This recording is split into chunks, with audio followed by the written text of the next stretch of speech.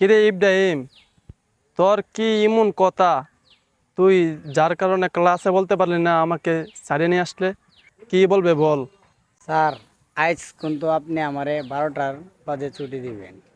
এই কথা বলার জন্য তুই কি আমাকে ক্লাস থেকে এখানে নিয়ে আসতি?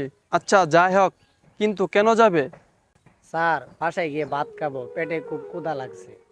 কেন সকালে কি বাড়ি থেকে খায় আসনি? জি না স্যার। কেন? স্যার, তরকারি নাই আর লবণ দিয়ে ভাত খাইতে পারি না, তাই কে আসি নাই।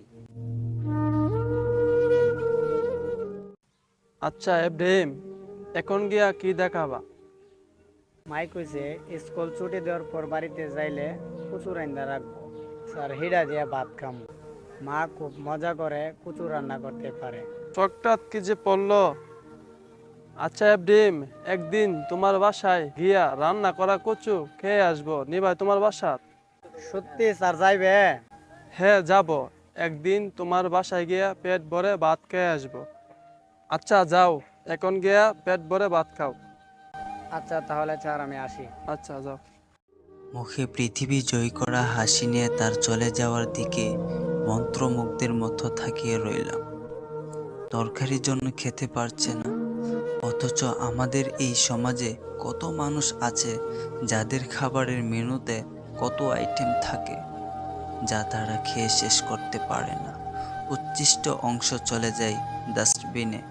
এমন অনেক বাবা মা আছেন যারা ছেলেকে ইংলিশ মিডিয়াম স্কুলে পড়ান, গাড়ি করে নিয়ে যান, ছেলের কত আবদার সব পূরণ করতে ব্যস্ত, অথচ রাস্তায় পড়ে থাকা মানুষগুলোর দিকে ফিরেও তাকান না।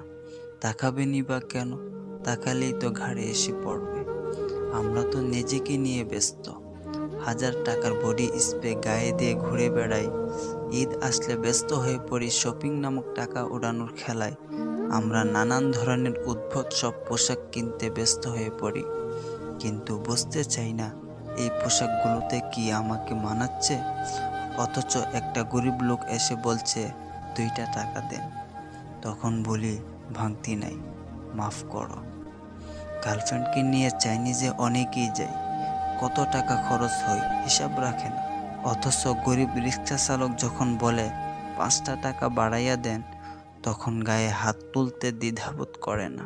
ওই গরিব লোকগুলোর অপরাধ কি? অপরাধ একটাই, যে সৃষ্টিকর্তা তাদেরকে গরিবের ঘরে জন্ম দিয়েছে, আর আপনাকে সোনার চামচ মুখে দিয়ে কোনো ধনী ভাবার ঘরে। আসুন, আমাদের যাদের সামর্থ্য রয়েছে আমরা এদের পাশে দাঁড়াই।